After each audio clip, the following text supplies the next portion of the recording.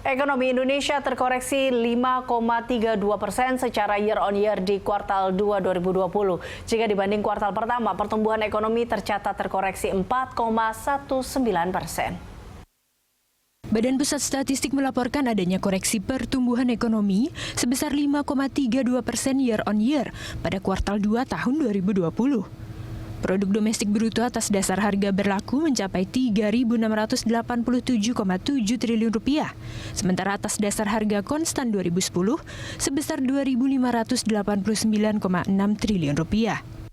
Dari sisi pengeluaran, hanya belanja pemerintah yang laju PDB-nya meningkat positif jika dibandingkan kuartal pertama, tumbuh 22,32%. Sementara konsumsi rumah tangga yang biasanya menjadi kontributor terbesar, minus 6,51%. Dari sisi lapangan usaha, hanya 3 sektor yang tumbuh positif secara kuartalan, yaitu pertanian, informasi dan komunikasi, serta pengadaan air.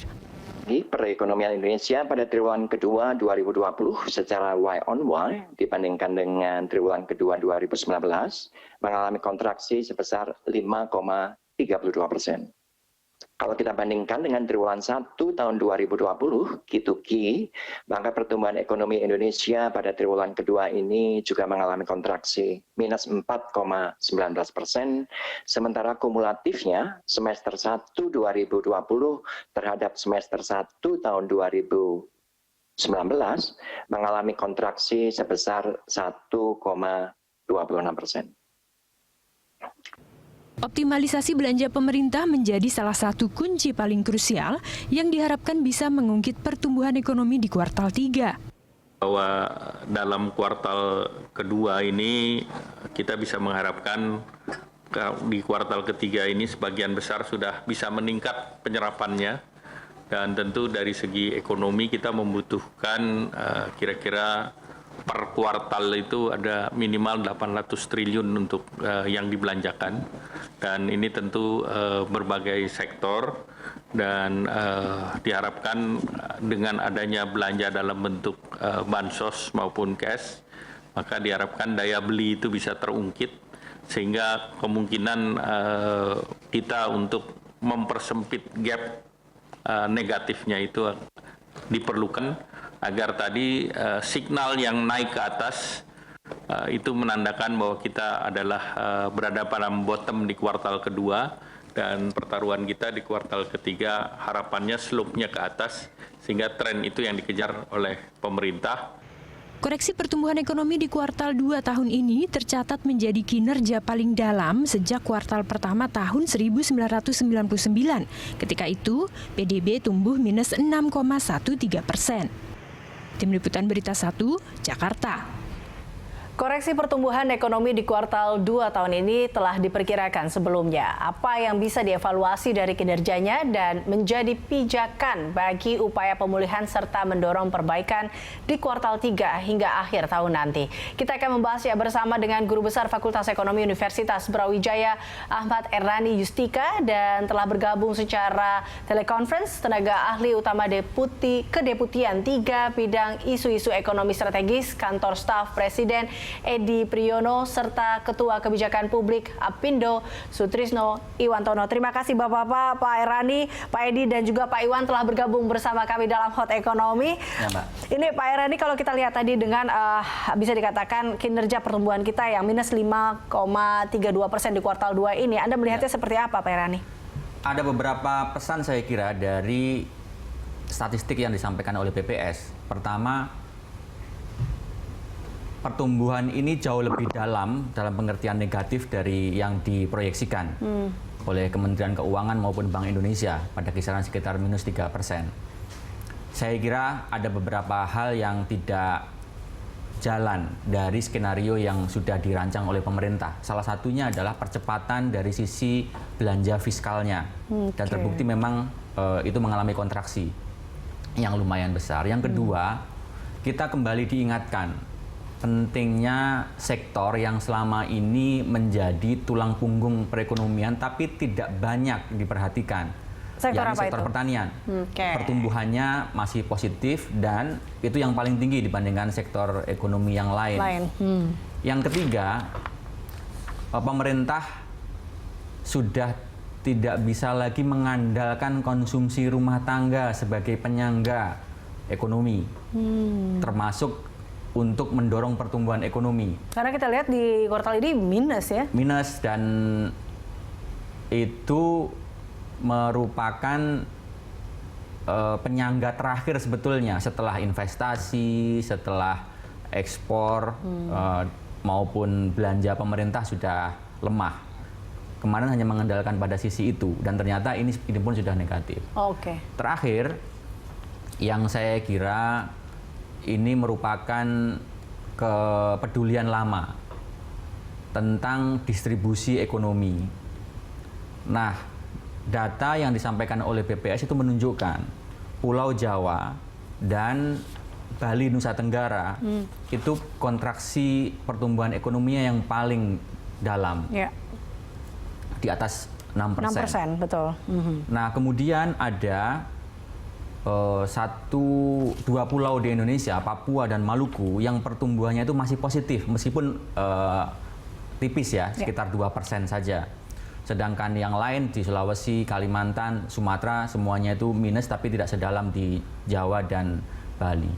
Yang ingin saya sampaikan adalah, itu bahayanya kalau ekonomi tergantung pada satu lokasi, satu tempat, atau satu sektor tertentu, dan kemudian lokasi maupun sektor tadi itu dihajar oleh sebuah krisis, baik yang sebabnya itu karena politik, ekonomi, kesehatan maupun yang lain.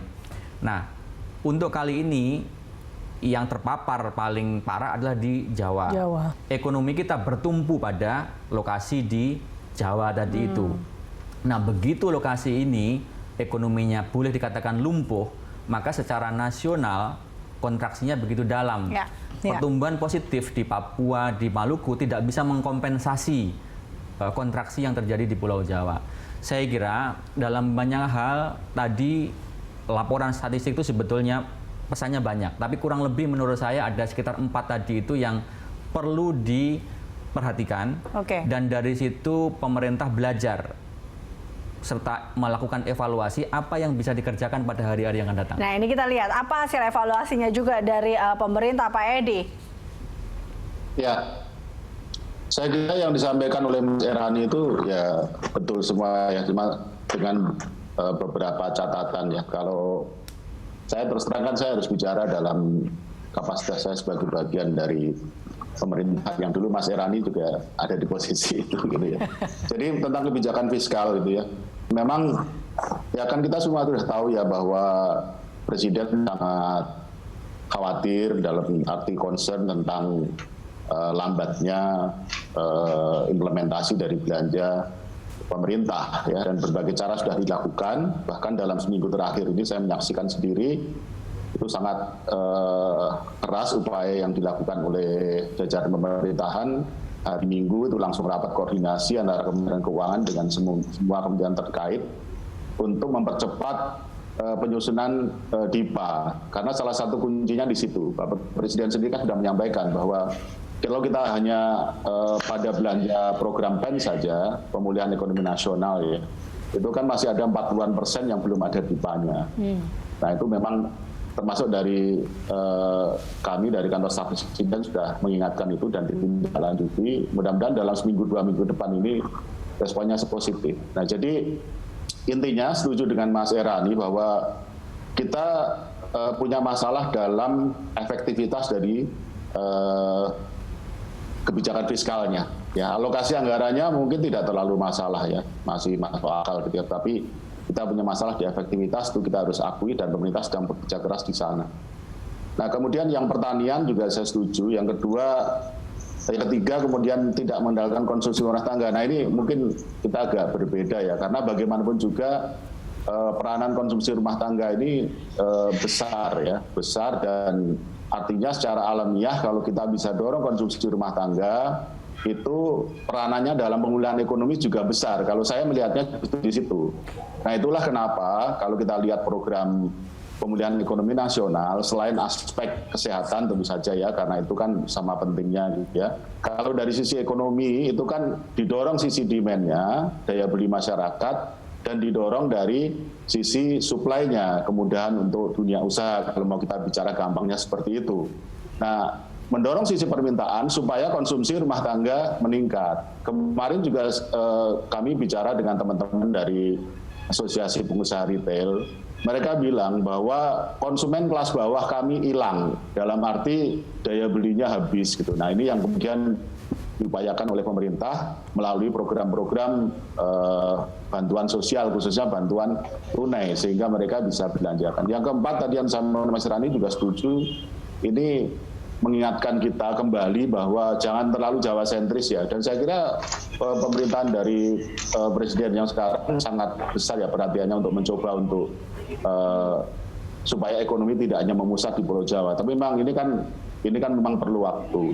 Nah, tapi saya tambahkan satu hal, di luar hal-hal yang negatif, karena ini kan sampai triwulan kedua, saya pribadi melihat ada sinyal-sinyal positif ya, ada sinyal pemulihan ekonomi selain yang disebutkan oleh BPS dalam paparannya. Indeks keyakinan konsumen itu naik ya, kalau kita lihat bulan Mei itu 77,8, Juni itu 83,8, ya itu perbaikan. Kemudian purchasing manager index itu juga naik ya, belum sampai 50, memang belum sampai ke ekspansi ya, tetapi Mei itu 28,62, Juni 39,07, Juli sudah 46,9, mendekati 50, artinya sudah mau ekspansi.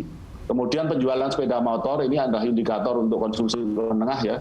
Mei itu kita ada di titik terdalam ya, hanya 3.551. Juni sudah mulai meningkat 12.600-an. Intinya adalah di luar kenyataan bahwa perekonomian kita terkontraksi cukup dalam 5,3% pada triwulan kedua, ada sinyal-sinyal menuju pemulihan ekonomi yang mudah-mudahan bisa diwujudkan dalam triwulan ketiga dan seterusnya.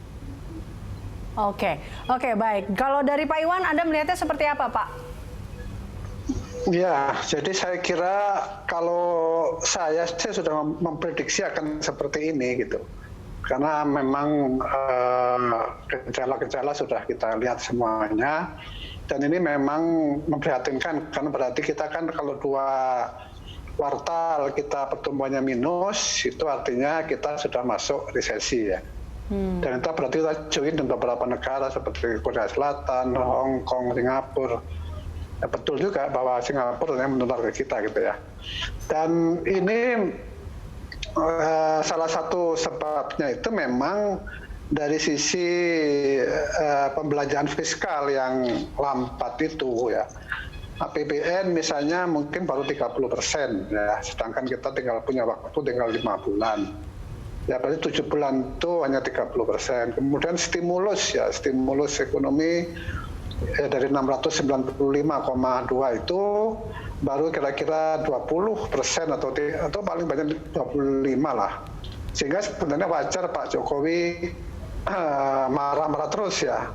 Cuman marah-marah sejak pertengahan Juni lalu sampai sekarang kok ternyata tidak juga bergerak gitu ya. Kesehatan baru naik. Dari dulu waktu marah-marah itu saya masih ingat itu angkanya sekitar berapa 2,3 atau 2,4%. Sekarang mungkin menjadi 7% gitu ya. Waktu itu untuk UKM ya kira-kira 22%. Nah, sekarang itu baru 27. Jadi lambat betul. Padahal sudah marah, sudah ancam mau reshuffle dan sebagainya. Ini berarti sebenarnya ada persoalan di sisi birokrasi gitu. Nah, saya kira birokrasinya ini memang lambat ya, dan itu seperti rutin setiap tahun selalu konsentrasi pembelanjaan uang itu selalu numpuk di akhir tahun gitu ya. Jadi pada awal-awal tahun itu sedikit, tapi akhir tahun itu banyak, sehingga kadang-kadang tidak efektif juga karena dipaksakan untuk cepat cair gitu. Nah, oleh karena itu saya melihat memang birokrasi ini kan terikat oleh aturan-aturan ya. Artinya ada Undang-Undang Nomor 17 Tahun 2003 ya, apabila kita salah di situ kan memang pidana gitu. Dan belajar dari pengalaman yang lalu, krisis yang lalu selalu membawa korban gitu. Jadi ketika sudah normal banyak orang yang sudah masuk penjara. Oleh karena itu wajar ya kalau kemudian ini lambat, karena pikiran mereka sederhana aja, daripada saya masuk penjara lebih baik kita jangan melanggar aturan, karena kadang-kadang yang disebut korupsi itu melanggar aturan gitu loh, belum tentu dimakan juga uangnya. Nah, kalau menurut Undang-Undang Nomor 17 Tahun 2003 itu, pemegang kekuasaan tertinggi untuk anggaran itu kan Presiden selaku kepala pemerintahan. Kemudian didelegasikan kepada Menteri Keuangan selaku pelaksana fiskal ya, dan pengguna atau pemanfaat itu menteri atau lembaga terkait, gubernur dan bupati. Nah, mereka inilah yang sebenarnya menjadi ujung tombak untuk percepatan disbursement dari semua anggaran ini. Oleh karena itu saya mengusulkan ya, karena ada yang bikin takut mereka itu adalah legal, masalah hukum. Jadi pengawasan itu di BPK, kemudian kalau ada masalah melibatkan KPK, kejaksaan, kepolisian. Sehingga menurut saya sekarang itu baiknya mereka dikumpulkan ya, dipastikan bahwa kalau memang sekarang sudah disepakati, dikoordinasikan dengan baik, dilaksanakan ya, dan tidak ada jaminan bahwa kalau sepanjang tidak dikorupsi, sepanjang tidak ada moral hazard, itu ya mestinya amanlah secara hukum. Itu nanti akan mempercepat proses pencairan itu. Ini usulan saya sih seperti itu. Jadi Anda melihat bahwa sebenarnya kalaupun ada sinyal-sinyal positif, tapi kalau saja birokrasinya masih bergerak lambat, ini sama aja tidak akan menuju hal yang positif ya, seperti itu ya. Saya ke Pak Erani, kalau kita lihat secara quarter to quarter, memang laju ekonomi ini kan terkoreksi 4,19%. Nah, Singapura jika dibandingkan kuartal 1 ini minus 41,2%. Sementara Amerika Serikat kita juga lihat minus 32,9%, dan beberapa negara-negara Eropa juga kita lihat minusnya juga double digit di kuartal 2 ini. Nah, kalau kita melihat angka ini, apakah bisa dikatakan bahwa Indonesia ini masih ekonomi kita masih cukup bisa dibilang resilience ya?